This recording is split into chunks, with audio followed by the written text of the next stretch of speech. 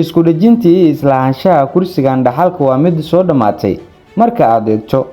Beledweyne waxa ka socda kulamo xasaasi ah oo looga arinsanayo isku dhajintii islaanshaha kursigan dhaxalka uu ku fadhiyay xildhibaan Cabdifataax Qaasim. xildhibaan Cabdifataax Qaasim oo ah mudane ka tirsan baarlamaanka federaalka ee Soomaaliya ayaa 30 sano soo socota isku saxiixay in kursigan isaga uu ku fadhinayo matalaad la'aan iyo hoggaan xumo. dadka uu matala Cabdifataax Qaasim ayaa intooda badan qaba inay iska leexinayaan si marka ay u doortaan hoggaan ka wanaagsan isaga. magaalada Beledweyne muddooyinkii ugu dambeeyay waxaa ka socda kulamo xasaasi ah oo looga arinsanayo xaaladda isbedel xumada iyo sidoo kale hoggaan xumada ee Cabdifataax Qaasim. Cabdifataax Qaasim Sheekh Cali Maxamuud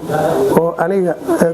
hadda idin la hadlayo media aniga masawirkayga la geliyo hadeera igu koow marna asaga inta ii geliyay ayaa igu darayay ka iga gaarwaan kale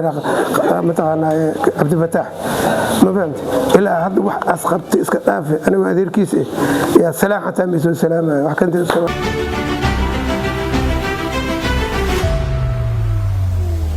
ما هذا اللي منام مسؤول نقدي كان مركي لي هذا صدق لما أو وجرس أنا كلا دور شيء ما أنت اللي جوعني لما أي هل قلم يروح لقوا قري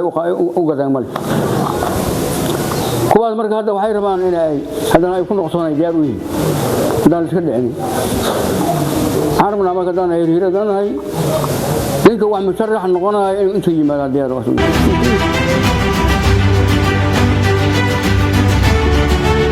طبعا أسيره هيران وبالويني جو هذا أوغرتان أي قاسقاته